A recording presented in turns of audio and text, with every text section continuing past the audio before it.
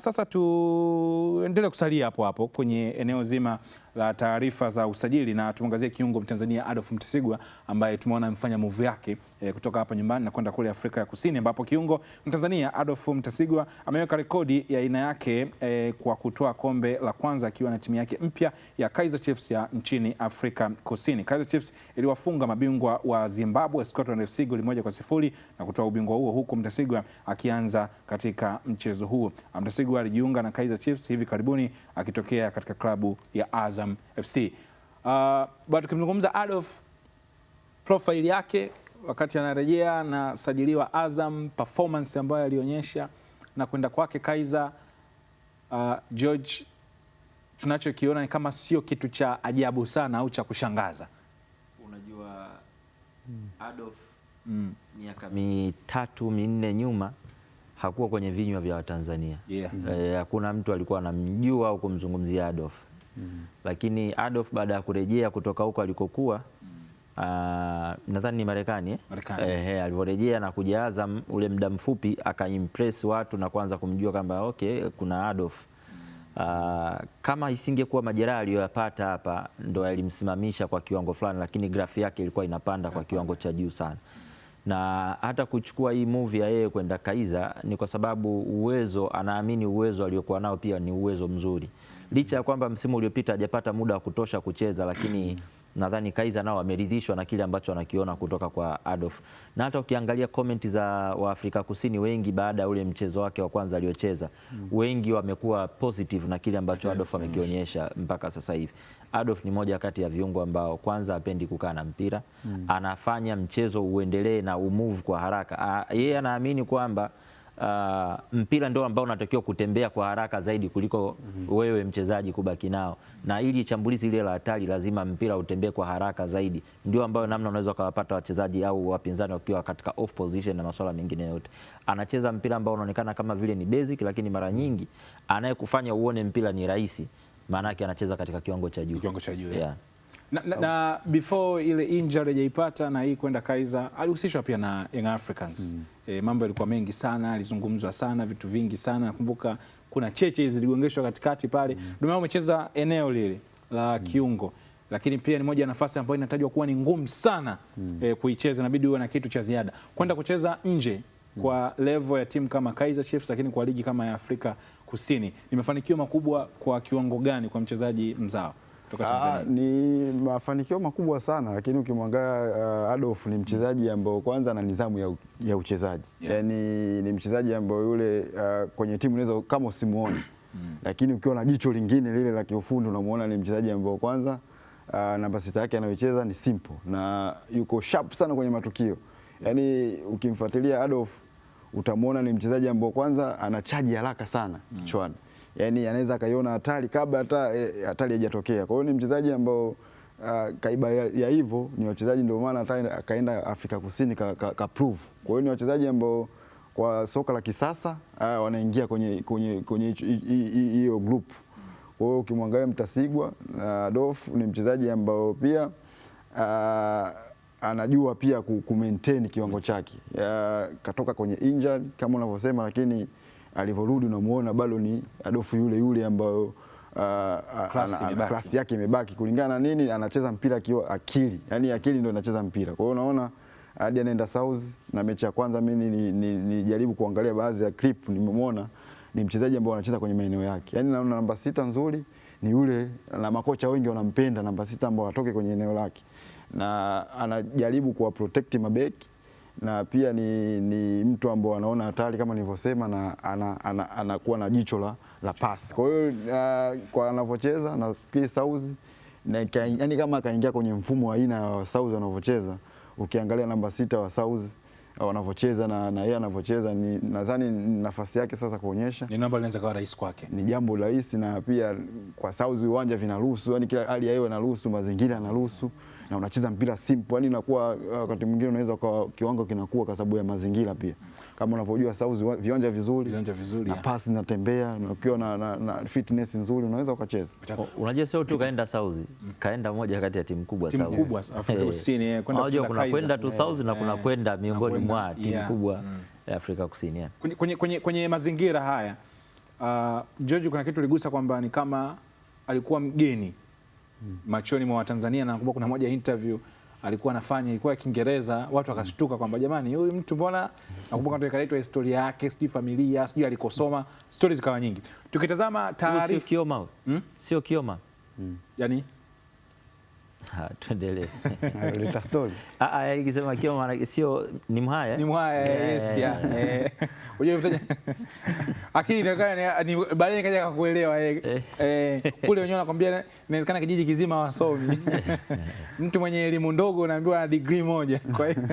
Kwa hiyo shule nini inaonekana. Kwa hiyo alivyo capture, nilikuwa nataka tutazame kwenye safari ya wachezaji wa kigeni pindi wanapotoka. Safari ya muda mrefu zaidi ni Mbwana Samata ambaye hugeuka nyuma. Thomas Ulimwengu naye pia alipita sana nje mpaka ile anakuja kurudi nyumbani inaonekana.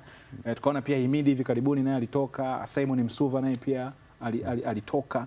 Safari ya Adolf Mtasingwa ukitazama kwa umri, talent aliyokuwa nayo na potential wise, anaweza akaenda na tusimoni akigeuka nyuma hivi karibuni. Mlango aliofungua Afrika Kusini unaweza kuwa na neema zake na baraka zake. Sina uhakika sana na umri wake kwa sababu mimi nakuaga muumini wa kujua nyakati. Kwa sababu umemtaja Samata ambaye alienda Ulaya akiwa na miaka 24 na bado yeye anakwambia alichelewa sana. Alitamani kwenda akiwa na miaka 18 na pengine angefika mbali zaidi au angefanya vizuri zaidi. Ukiwa haujaenda Ulaya kwenye miaka kati ya 18 mpaka 22 mpaka 22 fanya, yani kama hujaenda Ulaya 14 mpaka 22, ujue hata utakapoenda Ulaya safari yako inaweza isiwe ndefu sana Ulaya, unless Mwenyezi Mungu naye akushikie kudra zake, kila unapopita ukae mwaka mmoja vizuri ndio ufikie kule kwenye hizo. Ni ile factor ya sayansi inayosema kwamba mchezaji atakapofika umri wa miaka 24 mara nyingi ndio huwa mwaka wa mwisho wa kupokea vitu vipya na hata mwili. Yaani ukisema ukishafuka tu miaka 24 kwenda juu, ni eneo ambalo tayari unaishi na basics ambazo ulisha. Sasa unajua changamoto moja ambayo inakuja ni kwamba mpira ni biashara. Na kama mpira ni biashara, na mpira pia umegawanyika katika levels. Kuna mataifa ambayo hayawezi kununua mchezaji kutoka mataifa mengine. Na kuna mataifa ambayo huwezi kuingia moja kwa moja kwenye taifa fulani la soka mpaka nchi yako uraia wako, yani nchi ya uraia wako unaotokea iko kwenye viwango fulani vya FIFA. Kwa kuna taratibu nyingi ambazo zinatokea hapo. Kwa mfano mtu kama Samata, licha ya kwamba ubora ambao alikuwa ametoka nao na CV kubwa ambao alikuwa ametoka nayo Afrika, alikuwa hawezi moja kwa moja kuingia kwenye yale mataifa makubwa kwa sababu ya uraia aliyokuwa nao. Taifa lake liko nyuma sana kwenye viwango vya FIFA. Sasa kuna mataifa ambayo yenyewe kazi yao ni kuangalia vipaji au kununua wachezaji ambao wako katika bei ambayo ni affordable kwa mataifa haya au kwa Afrika, alafu wana kitu ambacho wanakuja kukiita resale value. Kwa wakitaka kununua mchezaji wanaangalia umri, kwa sababu wanaangalia kigezo kile cha resale value na uwezo wa kumuuza ndani ya muda fulani. Kwa yeye anapokununua wewe anajipa miaka 3 ya kuja kukuuza wewe, kwa maana kwamba anajua mwaka wa kwanza utakuwa ni kukublash na wewe kupata adaptation. Mwaka wa pili anategemea kwamba ushazoea mazingira uanze kucheza vizuri. Mwaka wa tatu anategemea wewe umepiki na ndio mwaka ambao yeye atakuuza. Sasa akiangalia umri wako, akikuongezea miaka 3 utakuwa katika nafasi ya timu kubwa au timu za mataifa ambayo yako katika mataifa 5 makubwa ya kisoka zina uwezo wa kukununua. Ndio maana nikasema ukishakuwa na miaka 24 anajua akikuchukua wewe una 27. Kama ukiwa na miaka 27 hapo sasa anachokiangalia ni nafasi. Kwa sababu wewe unacheza nafasi gani? Nafasi ya mlinzi, nafasi ya mshambuliaji. Muda mwingine ya mataifa makubwa timu zikiwa zinataka kusajili wachezaji wa nafasi hiyo wanaangalia umri kuanzia huo, kwa sababu wanajua unaleta kitu kinachoitwa uzoefu ndani yako. Kwenye eneo la kiungo, sio fullback, huko ndo anaweza akachukua wachezaji wadogo, anajua kabisa okay, utaendelea kukua na utakuwa na potential kuendelea kuwa vizuri zaidi. Sasa kama hauko katika nafasi ya beki wa kati ama mshambuliaji wa kati, ukishakuwa na miaka 27, mzungu kwanza kukununua na jifikiria mara mbili sana. Kwa hiyo ndio maana nikasema ziada sana. Ndio nikasema sina uhakika na umri wa Adolf, sijajua. Kwa hiyo inawezekana kama umri wake utakuwa unamruhusu yeye akafanya vizuri pale Afrika Kusini, na sio tu kufanya vizuri Afrika Kusini, manake na Kaiza nayo ikafanya vizuri, ndio kufanya vizuri kwake kwenye, manake pia timu imefanya vizuri, umesogea katika maeneo fulani, unaweza kaanza kuonekana na ukasogea katika mahala fulani, lakini ataenda kuanzia kwenye yale mataifa mengine ambayo tunasema Watanzania wengi hawapendi kuanzia, lakini ndio uhalisia wa jinsi ilivyo. Na inawezekana pia kwa miaka ya hivi karibuni tuliona rekodi mbalimbali pia ziliweza kuwekwa. Tuliona Pitts Mosimane alikuwa kocha wa kwanza mweusi au kutoka kusini mwa jangwa la Sahara kufundisha Al Ahly. Tumeona pia Lulan naye alienda kufundisha kule Morocco, na tunaona bado kabaki ukanda ule. Kwa hiyo labda kwenda kwake Afrika Kusini na huu muingiliano ambao umeanza wachezaji makocha kutoka kusini kwenda kaskazini, inawezekana soko likitoka huku tunaona kina Mayele pia wanafanya kitu, inawezekana shift ikapatikana kwa sababu hawa super powers kwenye ligi tunaamini ni huku chini na sisi hapa katikati Tanzania pamoja na kule ukanda wa Afrika ya Kaskazini kwa Waarabu kule nako kumechangamka kwa maeneo hayo. Na kaanza vizuri, wameanza tu wamechukua ubingwa na watu yote. Hicho unachokizungumza Ibra, tukiangalia hivi kuna trade ambayo tayari imeshaanza kuonekana ya Afrika Kusini na Tanzania na hiyo mifano yote iliyotolea kaskazini na kusini mwa Afrika, hivyo vote votolea. Tunapaswa kuanza kujua kwamba Tanzania tuanze kujivunia au tuanze kuangalia kwamba huu mlango ambao ameufungua Adolf tuanze kuuchukulia kwamba tusianze kujivunia kwa mchezaji huyu katoka ligi ya Tanzania. Tuanze kujivunia mchezaji wa Kitanzania kwenda kwenye ligi nyingine. Unajua sisi tunakuaga na ile kwenye midomo yetu iko sana Mayele. Kwa sababu gani? Katoka ligi ya Tanzania. Lakini what if ile position ya Mayele na vile vilivyofanya angekuwa tunasema ni Mzize au kama ambavyo Selemani Mwalimu ilikuwa exactly.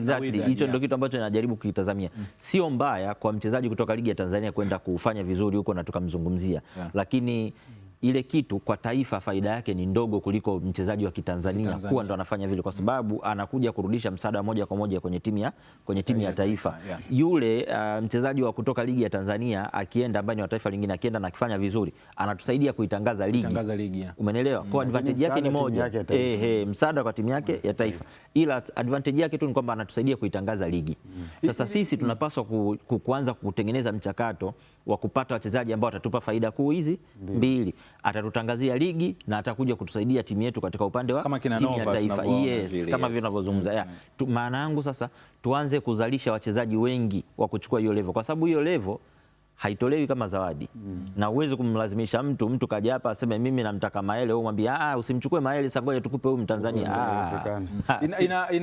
Kwa sababu hicho ambacho umezungumza, nafikiri ndio kuna mijadala ambayo ilikuwa inatokea hapa katikati tunaposikia bwana kuna dili ya Mzize imekuja. Sawa, unatajua kiasi, watu wanachanganyikiwa, bwana inabidi aende, timu inasema nasi bado tunamhitaji. Sema pia hapo unapoongelea nini hiyo fungu linavyokuja ni aina mwenyewe mchezaji mwenyewe. Mchezaji mwingine inaweza ikaja ofa kama hiyo, kama ulivyotoka kusema.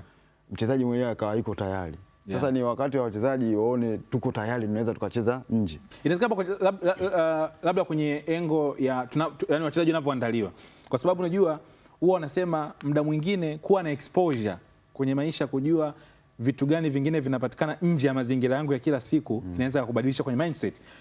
Mfano kuna vilabu kama hivyo tunataja sijui Asex, unajua kuna vilabu vingi vya ukanda wa Afrika Magharibi kule anasema mchezaji anavyocheza tu anajua kabisa kwamba football hii ambayo mimi naandaliwa kuicheza sio ya hapa nyumbani. Hii ni ya nje.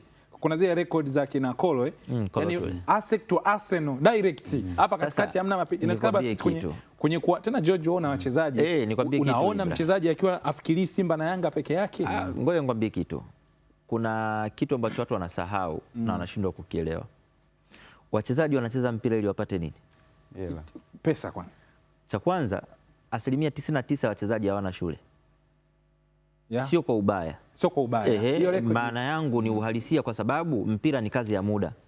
Na muda wa kucheza mpira ndio muda wa shule. Na kuna muda wachezaji wengi unaona wamecheza mpira na waliacha shule, ni kwa sababu waligundua shule hawana huo uwezo wa kufikisha na kuwatoboa katika maisha, kwa anaamua kutumia talent yake. Baada ya kukeep shule, alipoona shule nimefeli ndo anarudi kwenye talent. Sasa na wenyewe ukiendekeza sana shule, mpira unakuacha, kwa sababu mpira ni kazi ya muda. Kuna nyakati unafika lazima uchague kati ya shule na mpira. Na ndio maana kuna wengine nasikia alipofika form 2 akaingia kazama kwenye mpira, kwa sababu mpira unaanza kukuhitaji, mara sijui umeitwa under 17 umefanya nini. Safari zinaanza kuwa nyingi za kimpira kuliko kuingia darasani. Alafu unaanza kuona huko tayari kuna hela nimeanza kuishika, na mimi nasoma ili baadaye nje kuajiliwa nipate pesa. Kama nimeanza kuipata hela saizi, kwa nini niendelee na huku? Umenielewa vizuri? Kwa hiyo imegawanyika katika trade hiyo. Sasa wachezaji wanacheza ili wapate pesa. Ukishaonyesha mchezaji pesa, kwa nini umuonyeshe kitu kingine ambacho ni cha kwenda kuanza upya? Hiyo moja. Lakini naelewa pia hoja na point, ila mimi falsafa yangu na wachezaji wengi ambao mimi nawasimamia na kufanya nao kazi, cha kwanza huaga na shauri na huaga na shauri very direct na honest. Kama una miaka 22 hatujakuwa na any possibility ya kwenda nje. Target yako ya kwanza ni Simba na Yanga. Sababu hela ya mpira Tanzania, tuwekane wazi, hela ya mpira Tanzania iko Simba na Yanga, imekuja kuongezeka Azam na Singida. Umenelewa? Lakini hela ya mpira unayojua wewe Tanzania iko Simba na Yanga. Simba na Yanga. Azam sio kama haipo pesa, wote tunajua, na Domayo umepita huko kote, wote tunajua. Lakini hela ya Simba na Yanga haifananishwi na vilabu vingine vyovyote. That's the honest, yani huo ndo ukweli. Kuna wachezaji ambao wamepita Azam wako Simba na Yanga, sasa ukiwaambia wanaweza kukwambia hela ambao wamepata Simba na Yanga ni kubwa kuliko. Na kuna wachezaji ambao, kwa mfano sasa tutaje tu kwa jina tu, ni wazi. Kwa mfano mchezaji kama Faisal ambaye kapita Yanga, atakwambia hela ambao kaipata Azam ni kubwa kuliko ambayo kaipata kwenye Simba na Yanga. Hiyo ni maboresho ambayo Azam baadaye alikuja kujua kwamba kuna sehemu tunatakiwa kuboresha kimaslahi ili kumatch the standard jinsi inavyokuwa. Lakini kuna wachezaji kama wakina Mudathir, let's say, watakwambia hela aliyoipata Yanga ni kubwa kuliko zaidi kuzipata wapi huko akiwa Azam. Sasa uhalisia unakuja hivi, hapa katikati kumekuwa na mazungumzo mengi, kwa nini Faisal asiende Ulaya, kwa nini asiende nje? Faisal ana umri wa miaka mingapi sasa hivi? Moja, Faisal ana uwezo wa kwenda ligi gani kubwa 5 za Ulaya? Kwa kuzingatia vitu vingi. Kwa sasa hivi. Talent, umri, yani kila kitu. Kwa sasa hivi. Ni ngumu. Ni ngumu. Faisal anapokea shilingi ngapi Azam sasa hivi? Ambayo itamfanya aondoke. Na yuko nyumbani. Sasa hii pesa ana uwezo wa kuipata kule anakoenda kuanza? Tusidanganyane, hiyo pesa hawezi kuipata. Alafu unaenda kwenye nchi ya watu ambayo kwanza unaenda kuanza moja, cha pili sio tu kuanza moja, cha pili ni kwamba utaenda kukutana na makato, utaenda kukutana na mambo mengi na hautolipwa hela ambayo unalipwa hapa ambayo tayari. Kwa kuna valuation yako tu, kuna sehemu ukifikia lazima uanze kujua unacheza mpira kwa ajili ya nini? Unacheza mpira kwa ajili ya sifa? Unacheza mpira kwa ajili ya kipato? Hivyo vitu lazima uvijue kabisa. Na unataka kwenda Ulaya jina au unataka kwenda Ulaya yenye mantiki? Ulaya yenye mantiki kutokea Tanzania unatakiwa uondoke ukiwa na miaka 18. Ulaya yenye jina, kwa sababu kwenye miaka 18 jipe miaka 4 ya kujitafuta huko Ulaya.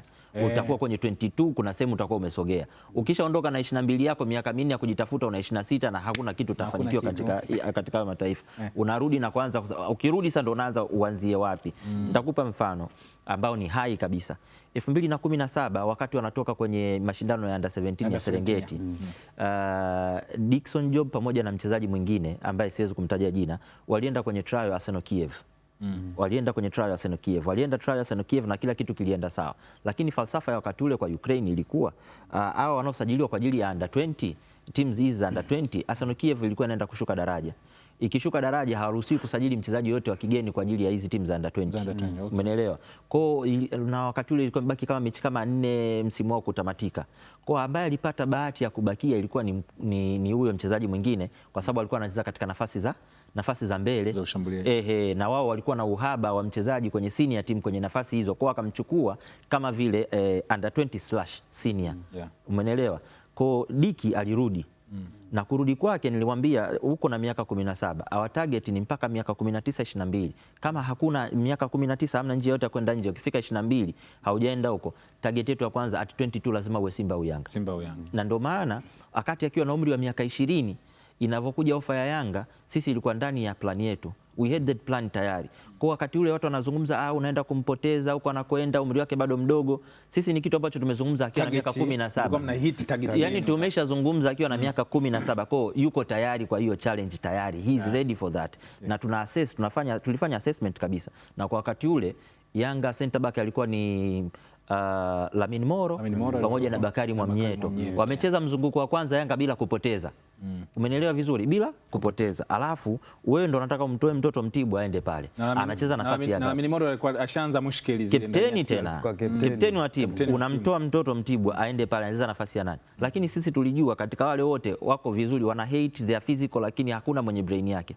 hakuna mwenye anticipation yake. Kwa hiyo ni moja kati ya advantage. Tulitumia kama dakika 45 za kuzungumza na Kaze, unataka kumtumiaje na nini, na said hii ni plan inaweza kuweka. Nikamwambia ukitaka kuiona ile mpira Tanzania lazima uende ukiwa na umri mdogo. Simba na Yanga utakuwa na miaka mingi ya kukaa, utakuwa na, kwa sababu ukiwa na miaka mingi ya kukaa utakuwa umepata pesa nyingi, yes. Vinginevyo ukitaka kusubiri subiri ufike umri gani, hakuna umri sahihi wa kwenda Simba na Yanga. Nenda ambapo uwezo wako na kuruhusu. Ukitaka wewe nenda. Na kwa hiyo George hapo anaweza kama amejibu maswali ya kina Chuga, maswali ya kina Dennis Nkane, when it comes opportunity ya kwenda Kariakoo, bwana utakigeuka nyuma. Na Domaya hapa akiwa kijana na alifanya shifting kutoka Kariakoo kwenda Chamazi, watu bwana vipi? Nasikia Domaya bwana aliangalia naangalia mzigo.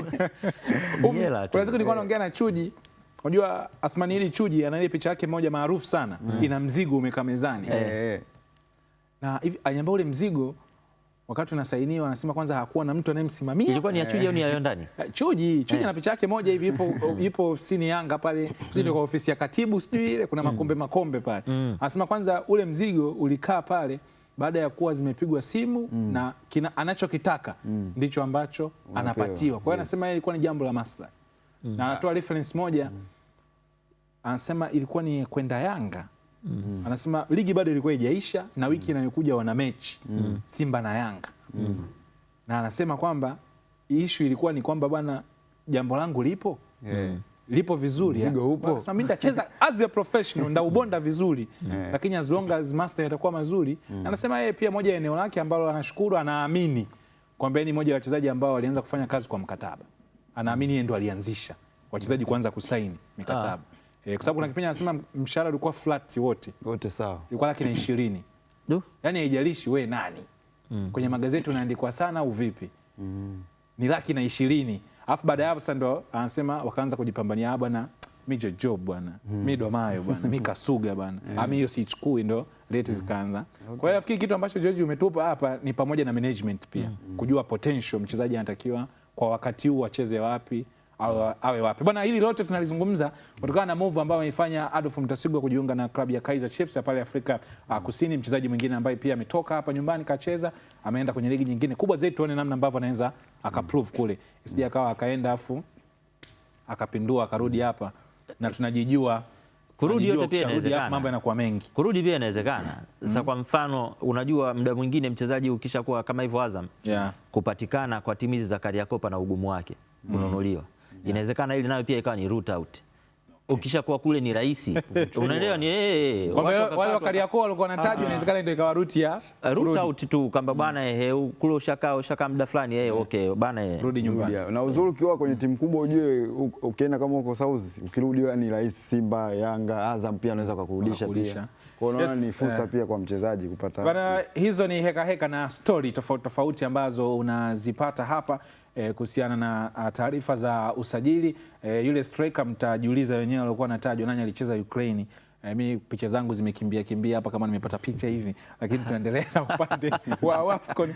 Bwana, nikwambie tu kwamba timu ya taifa ya wanawake Twiga Stars inaingia dimbani leo saa 2 usiku kukipiga na Afrika Kusini kwenye mchezo wake wa kwanza wa fainali za mataifa ya Afrika kwa upande wa wanawake kwa maana ya AFCON. Twiga Stars imefanya maandalizi makubwa kuelekea fainali za mwaka huu chini ya kocha Bakari Shime na inatarajiwa kuanza vizuri hii leo dhidi ya vigogo hao Afrika ya Kusini. Afrika Kusini ni mabingwa finalize mwaka 2022 huku pia wakimaliza katika nafasi ya 4 kwenye fainali zilizopita. Bwana, Twiga wanakwenda kushuka dimbani usiku wa hii leo kucheza dhidi ya Afrika Kusini ambao ni mabingwa mara moja, ndio ubingwa mwaka 2022. Wapo na Bakari Shime, mchawi mweusi. Kwanza tukianza kwenye eneo la coaching, wapo na kocha ambaye sio mgeni na soka la wanawake na amekuwa nao kwa muda mrefu sana. Lakini timu yetu ni moja ya timu ambayo pia imekuwa ina ushindani hususan kwenye ukanda huu wa Sekafa, lakini pia hata kwenye mashindano ya Kosafa tukiwa kusini kule ni watu ambao huwa tunakiwacha. Matarajio ni yapi Frank Domayo kuelekea katika mchezo usiku wa leo? Matarajio ni makubwa. Kama unavyojua Twiga Stars walianza kambi yao kule Karatu. Wamekaa sana kwenye kambi hiyo, wamejiandaa vizuri. Kwa hiyo naona walikuwa kwenye utulivu mzuri. Kwenye mashindano siku zote ukiwa unafundisha wanawake, wakati mwingine lazima wape kwenye utulivu mzuri ambao unaweza ukawaelekeza kitu akashika. Twiga Stars pia kuna hao watu ambao ukiwaelekeza vitu unaona kabisa wanafanya. Baadhi ya mechi wamefanya hivyo. Kwa unaona ni nafasi yao sasa kucheza na timu ambayo kama unavyozungumzia South Africa ni timu ambayo ya ushindani na kwenye mashindano ya wanawake waga wanafanya vizuri. Sasa ni plani ya mwalimu jinsi gani ya kuandaa wachezaji wake kuelekea kwenye huo mchezo na matarajio yangu kwamba wamejiandaa vizuri kwa sababu walikuwa Karatu muda mrefu na hali ya hewa inaruhusu na mazingira inafanana na huko wanapochezea mashindano. Kwa hiyo unaona baada ya kutoka Karatu wanaenda kwenye eneo la tukio kwenye nchi ambayo wanachezea hiyo mechi na wakiwa kwenye hali nzuri na leo wanaingia dimbani. Siku zote ni wachezaji sasa kufuata ile mipango kazi ya mwalimu kuhakikisha kwamba wanatekeleza mpango kazi. Mechi itakuwa ngumu, lakini naiona ikiwa kwenye discipline hasa kwenye ukabaji, kwa sababu unacheza na timu ambayo uwaga wanafanya vizuri kwenye haya mashindano na wana wachezaji wazoefu, na so far na sisi timu yetu pia kuna wachezaji wazoefu ambao wamecheza muda mrefu kwenye timu za wanawake na wanacheza nje za nchi. Kwa hiyo unaona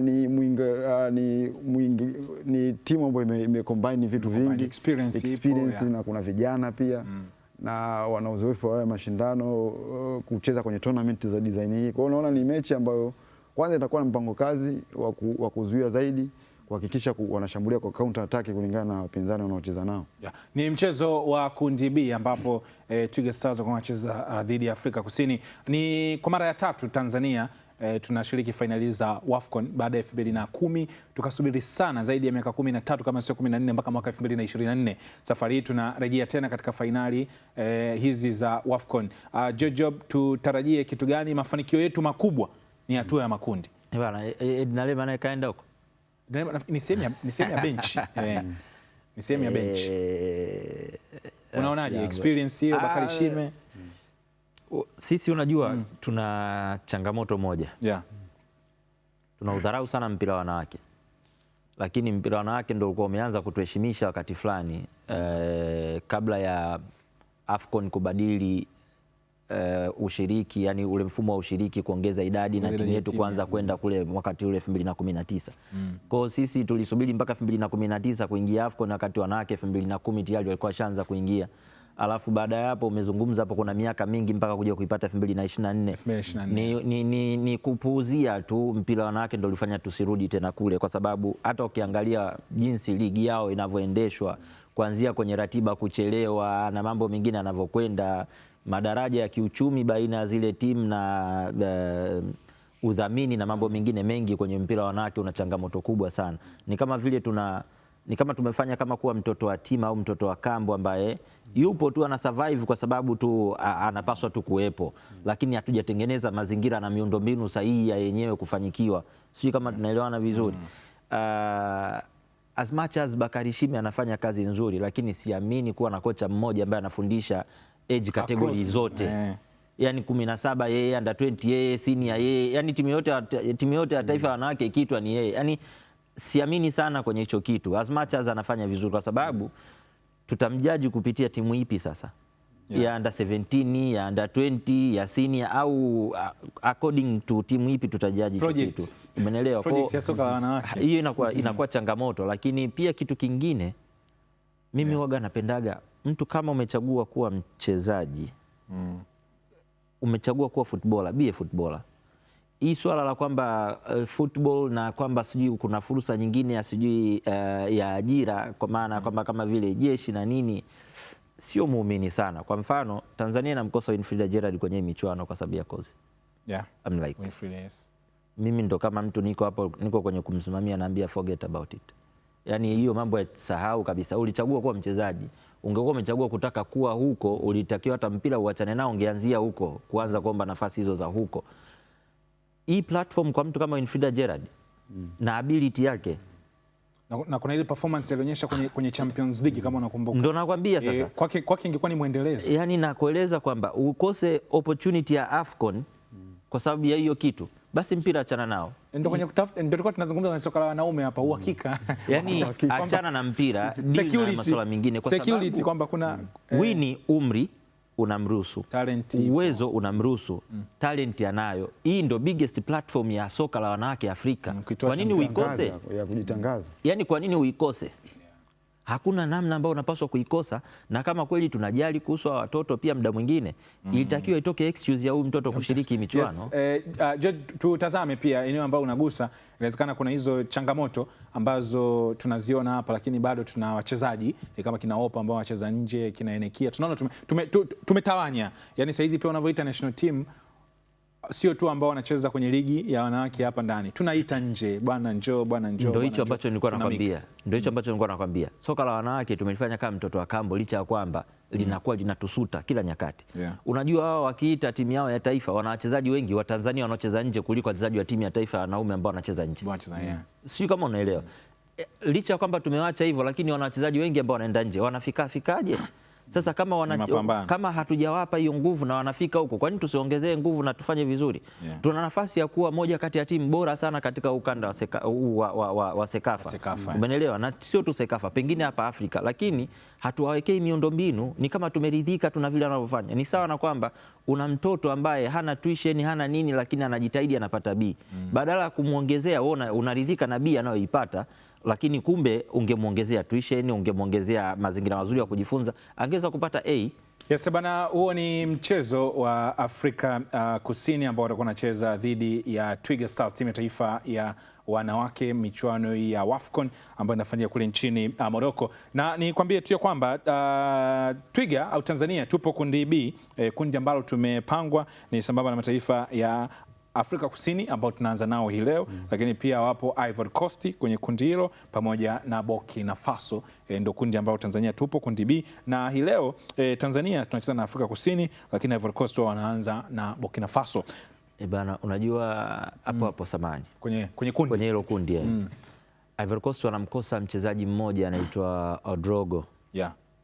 Mmoja kati ya wachezaji ambao wana wasifu mkubwa sana, alafu anakosekana hii AFCON kwa sababu ambazo zinaweza zikawa ni za sijui, labda nijaribu kuelezea afu nyinyi ndio mtaweza kusema kama hizo sababu zimekaaje, lakini Odrogo ni kama mtu ambaye ni mzaliwa wa Burkina Faso, yani amechanganya Burkina Faso pamoja na Ivory Coast kama wakina Azizi. Yes. Sasa alianza kuitumikia Burkina Faso awali kwenye ngazi za chini, lakini maisha yake alikuja kuhamia sana Ivory Coast.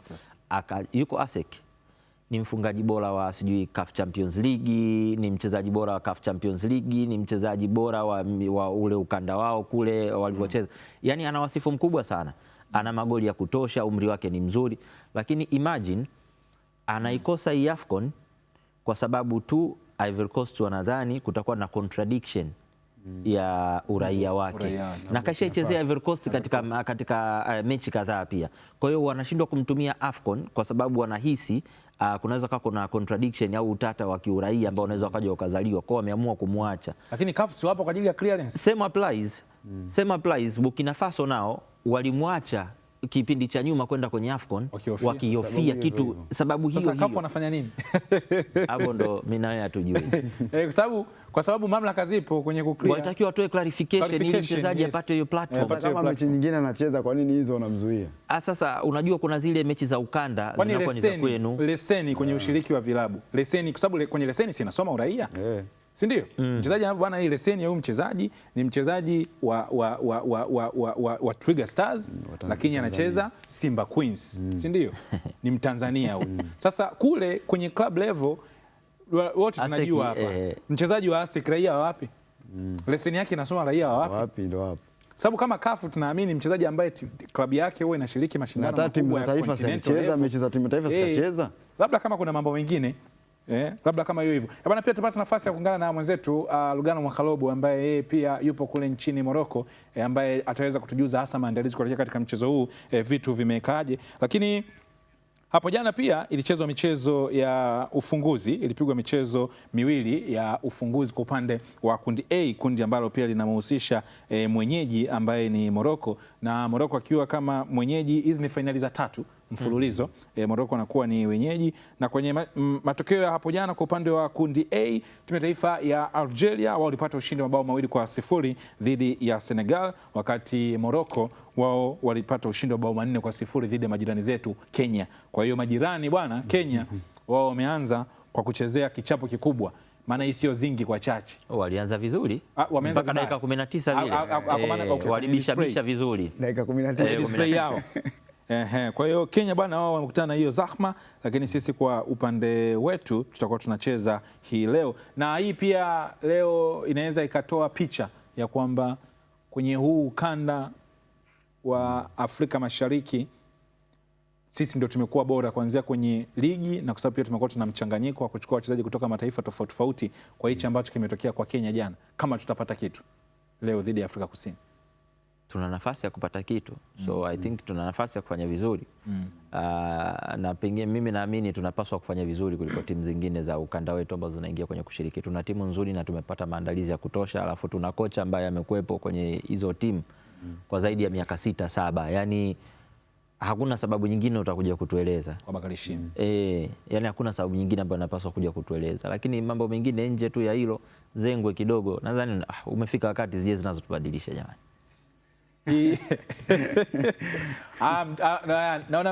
Naona Mtozi alikuwa anatulishia jezi ambayo tulivaa kwenye mechi ya kirafiki, nafikiri ilikuwa Malawi kwa sababu ya Malawi tulicheza nao michezo miwili ya kirafiki. Tunao michezo miwili ya kirafiki na Malawi na wenyewe pia walikuwa na wenyewe wanashiriki kwa mara ya kwanza. Malawi kwa mara ya kwanza na wenyewe pia watakuwa sehemu ya finali hizi. Kwa hiyo naona Jojobo wanataka jezi kidogo tubadilishwe jamani.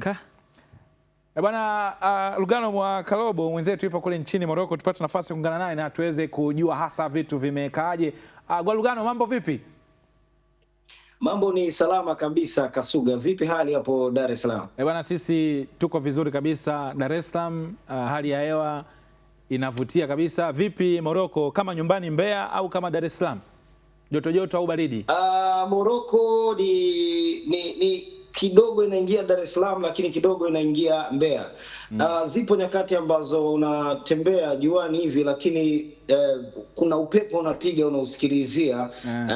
Kwa hiyo unapita juani ukiwa huoni ukali wa lile jua, lakini inapoingia mida ya kukaribia saa 2 jioni, usishtuke huko kwetu saa 2 ni usiku, lakini huko saa 2 saa 3 ile ni jioni, yani kweupe kabisa.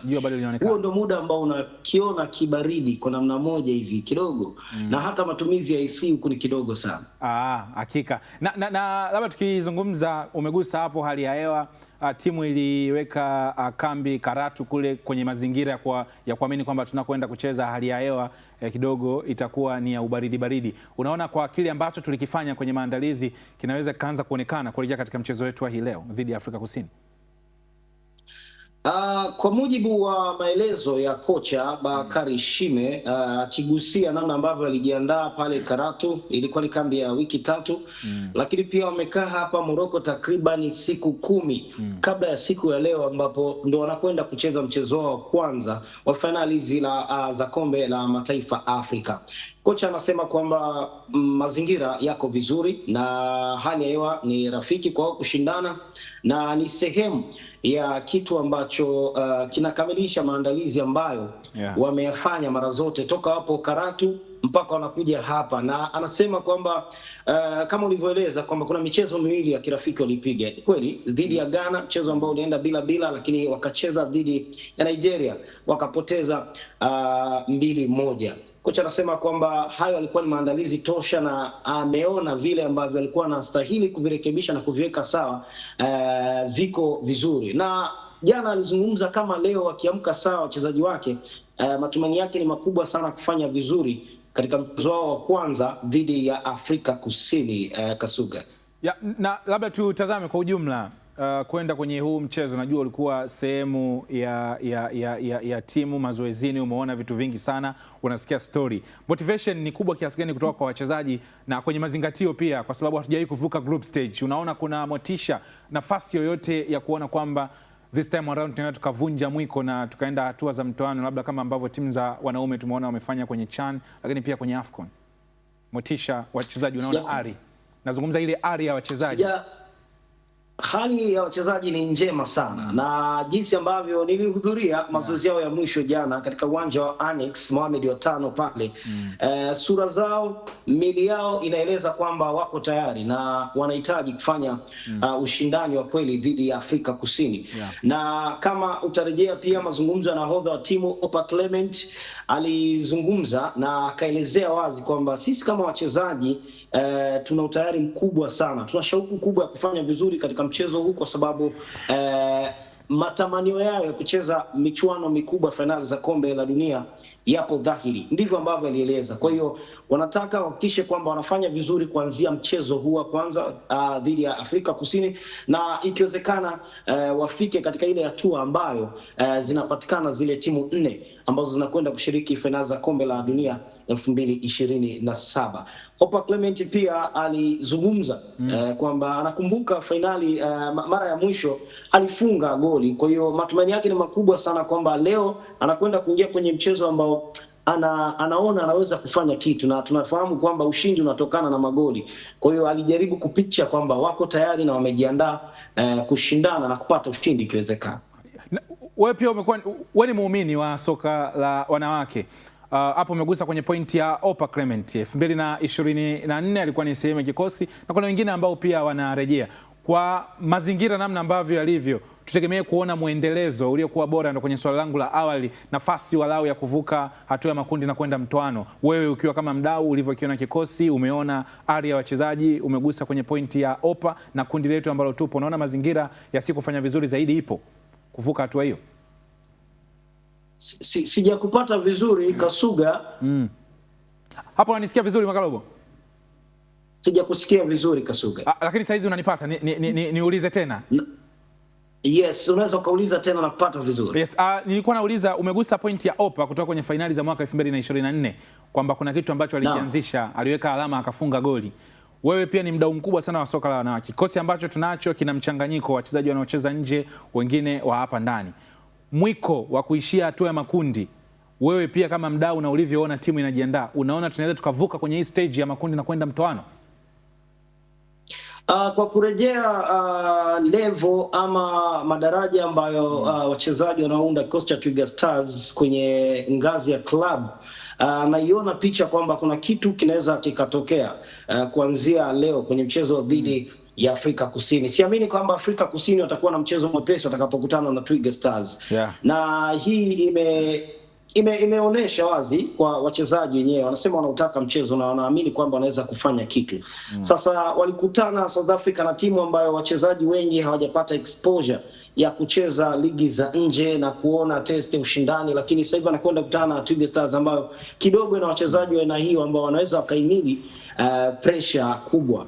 Kwa ni mchezo ambao mimi nauona kwamba Tanzania inaweza kufanya kitu na hii itakurejesha finali za kombe la mataifa Afrika wanawake 2010 Twiga Stars na South Africa. Ulikuwa ni mchezo wa kwanza, walianza hivi lakini isivyo bahati Tanzania ilipoteza, lakini wanakutana kwenye mchezo wa kwanza wa ufunguzi kwa mara nyingine tena kwenye finali hizi za 2026 ikiwa ni Twiga Stars iliyobadilika sana. Kwa hiyo naamini kwamba inawezekana kikatokea kitu kwa Twiga Stars na wakashinda mchezo. Experience ya coach Bakari Shime aliigusa hapa. Job kuna muda amekuwa na uzoefu wake, lakini tunacheza na Afrika Kusini ambayo kwenye records wameshiriki fainali zote za mataifa barani Afrika tangu mwaka 1998 mpaka leo 2026. Hizi ni fainali za 14 za AFCON na Afrika Kusini wana hiyo rekodi ya kucheza fainali hizo 14. Kwa mazingira ambavyo unaona experience ya taifa na taifa, nafasi yetu ikoje pia?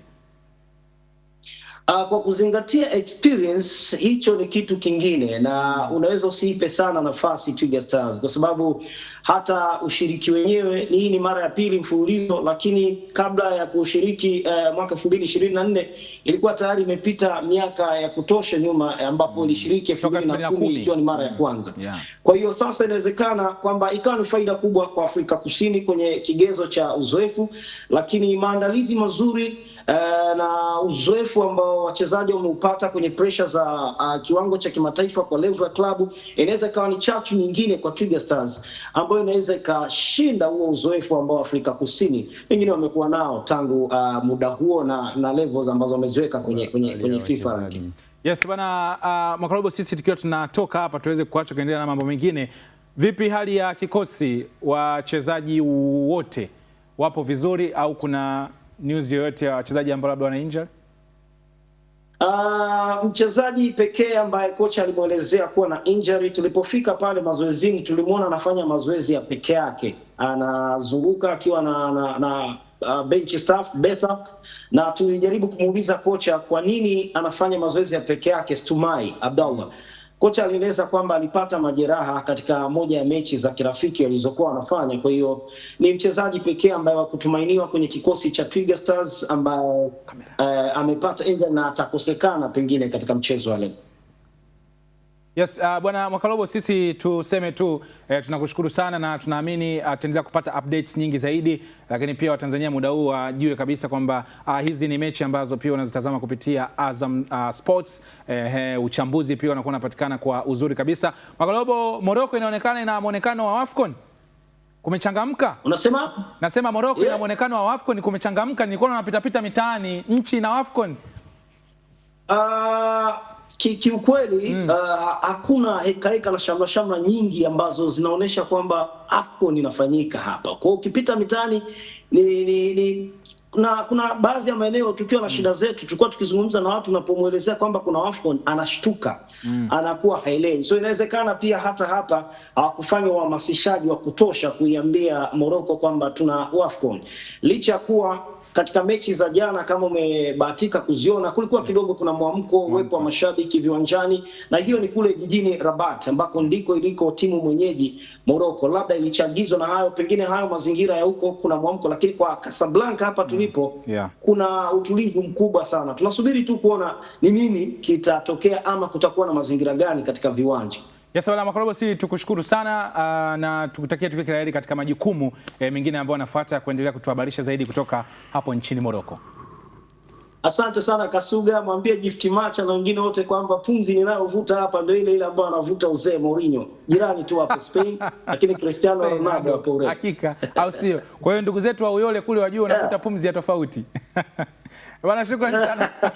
Shukrani sana Mwakalobo. Huyo ni mwenzetu Gwalugano Mwakalobo ambaye yupo kule nchini Morocco, yuko pamoja na timu ya taifa ya Tanzania ya wanawake Twiga Stars, ambapo ushiriki wetu ni michuano ya AFCON. Lakini nikwambie tu ya kwamba michezo hii ambayo unaendelea kuitazama kuanzia hapo jana, michuano ya AFCON unaitazama kwa lugha mbili, Kiingereza pamoja na Kiswahili kupitia Azam Sports 2 HD. Hivi sasa Godwin Muru akiwa anaungana pamoja nasi kwenye panel hapa.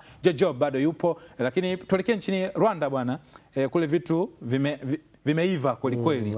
Uchambuzi ushaanza, wasajili mpya nini na vitu kama hivyo.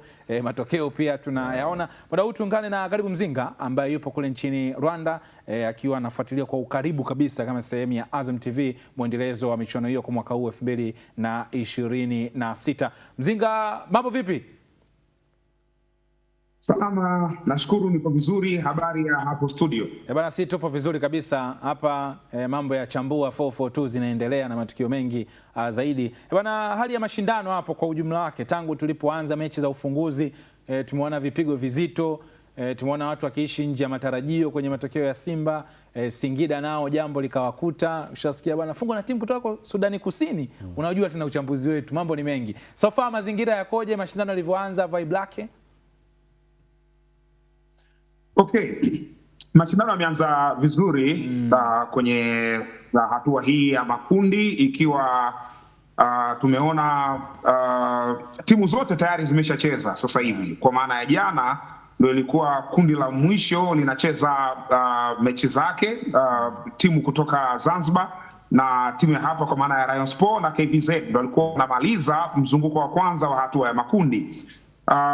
Leo hii mzunguko wa pili wa hatua ya makundi ndio unakwenda kuanza, na kuna mechi kali kabisa ya Vipers kutoka Uganda dhidi ya Gor Mahia kutoka Kenya, ambao wote walishinda katika mechi zao za kwanza.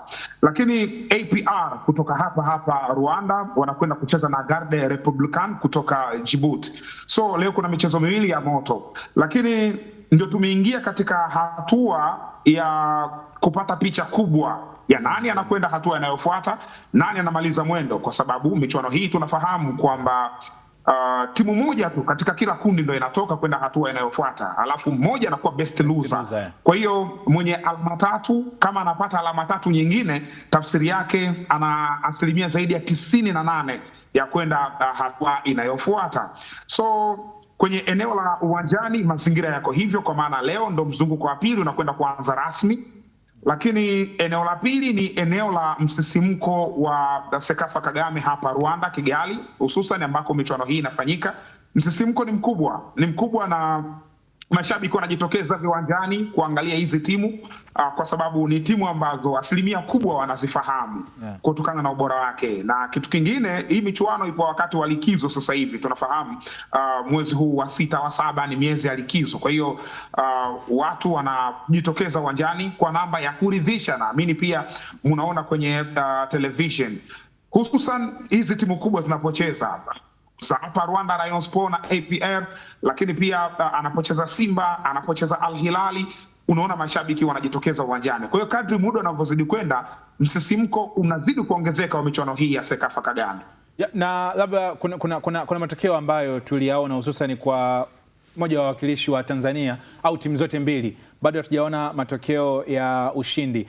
Na kwa ukanda huu kwa sasa sisi ni moja kati ya ligi ambayo ni superior, ina nguvu kwelikweli. Mazungumzo hapo yakoje kwa ambacho kilionekana kwa Simba, lakini pia kile ambacho kilitokea kwa upande wa Singida Black Stars, nafasi yetu kama Watanzania?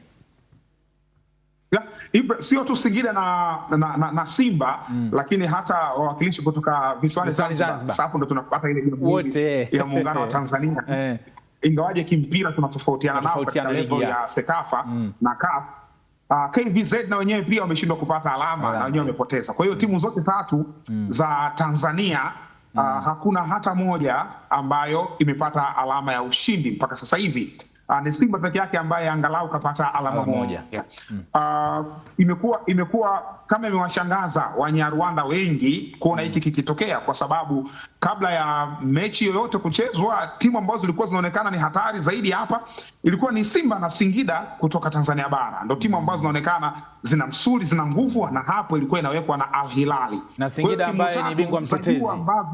Singida ambaye ni bingwa mtetezi. Singida ndio bingwa mtetezi. Al Hilal alicheza finali msimu uliopita. Kwa hiyo timu ambazo zinapewa nafasi zaidi ni Singida, Simba na Al Hilal. Hao ndio wanaonekana majiant. Ukiachana na yale mapenzi ya Wanyarwanda timu zao APR pamoja na Rayon Sport, lakini hizi timu tatu ndio zinaonekana kuwa zinawatisha Wanyarwanda. Lakini zote zikoanza vizuri. Singida imeanza na kichapo kutoka kwa Jamus, lakini Simba wameitoa suluhu dhidi ya Mogadishu City. Na hizo timu zote mbili, kwa maana ya Jamus kutoka Sudan Kusini, Mogadishu City kutoka Somalia, hiyo ni Horn of Africa, ni eneo ambalo mpira uko chini. Kwa hiyo kutopata alama tatu kwa wapinzani hao imewaangusha Wanyarwanda ile imani yao ambao walitengeneza. Ingawaje bado wanaamini hizi timu za Tanzania zinaweza kunyanyuka tena na kufanya vizuri, ingawaje sasa wako kwenye kundi moja, kwa maana ya Simba na Singida, mmoja inabidi aende, mmoja anaweza kwenda kama best loser. Na tukitazama, nakumbuka awali tulizungumza mashindano haya yanatumika kama sehemu ya pre-season kwa ushindani ambao tumeuona kwenye michezo hii ya raundi ya kwanza. Leo tukienda kwenye raundi ya pili, somehow imeanza kutoa picha, labda watu watarajie nini kwa timu zao kwa msimu unaofuata wa mashindano? Picha imeanza kwa mbali, lakini kwa sababu mechi moja haitoshi kabisa, lakini angalau kuna mazingira ya matumaini yanaanza kuonekana. Naamini mechi za pili zinapochezwa ndio matumaini ya picha kubwa itaonekana zaidi. Mpaka sasa hivi timu ambayo inaonekana ni hatari ni Gor Mahia kutoka Kenya.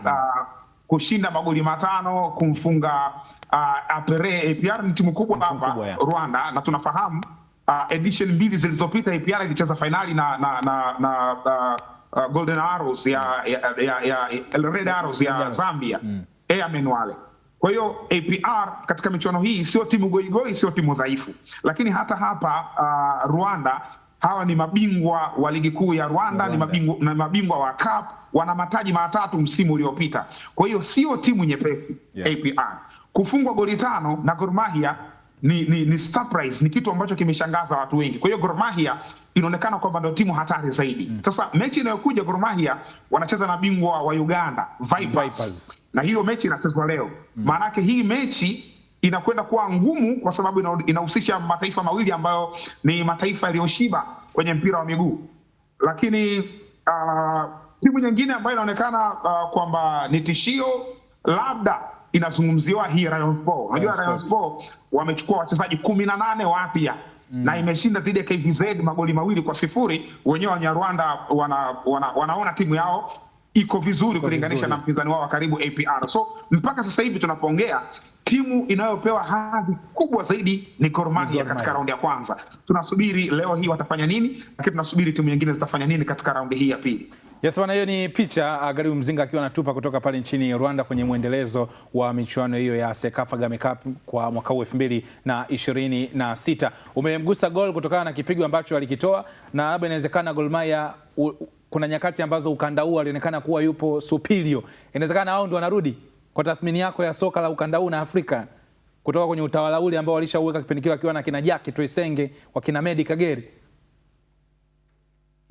Gor Mahia waliwahi kucheza hata finali ya michuano ya CAF pia miaka mingi iliyopita huko nyuma. Lakini ni klabu kubwa, of course tunafahamu kuhusu Gor Mahia.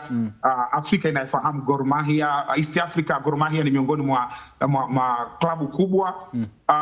Kusema moja kwa moja kwamba ndo wamerudi haitoshi kupitia mchezo mmoja. Ingawaje wana kocha mzuri, Charles Akonor kutoka Ghana, ni kocha mwenye experience ya kutosha.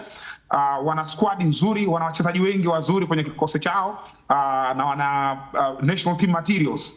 So huenda ikawa kwenye kwa sasa wanarudi kwa maana ya kufanya vizuri katika level ya Afrika Mashariki, lakini sijaona bado kama wanashawishi kusema wanaweza kufanya vizuri sana katika michuano ya kimataifa kwa kupitia mchezo mmoja. Kwa hiyo tunasubiri kuona, leo ndo kipimo kikubwa zaidi. Vipers ni moja ya timu bora kwelikweli. Wana kikosi kizuri, wamerejesha washambuliaji wao kina Siza Lobi Manzoki, Faruk Mia kwenye safu ya washambuliaji na wamecheza vizuri last match. Safu yao ya ulinzi, Hilary Mukundane, Roger Torash, bora wako vizuri. Kwa hiyo Vipers ni mpinzani kweli kweli. Yaani leo hii Gor akishinda na Vipers, hapa sasa tutakuja na kwanza kuizungumzia Gor, inawezekana kwa the return of Gor Mahia Kogalo. Jicho la tofauti. Mzinga, kabla ya kuacha uendelee na mapambano mengine kuelekea michezo ya hii leo, wewe kwa jicho lako la ziada, nini cha kutazama cha tofauti kwenye michezo ya raundi ya pili ya hatua ya makundi ambayo tunaianza hii leo? Binafsi naona ni hatua ambayo zile klabu Giants zinakwenda kuwa serious zaidi kwa kile ambacho kimetokea nyuma. Kwa mfano kama Simba ni bingwa mara nyingi zaidi wa michuano hii. Maana yake kudisappoint watu katika matukio yaliyopita ni kitu ambacho kimeumiza watu. Hata kocha katika press alisema kwamba mechi inayokuja jibu ni moja tu, ni kushinda. APR alkadhalika leo hii wanacheza na Guardian Republican ya kutoka Djibouti, na wenyewe wamesema wanakuja imara, watakuja kufanya maajabu katika mchezo huo.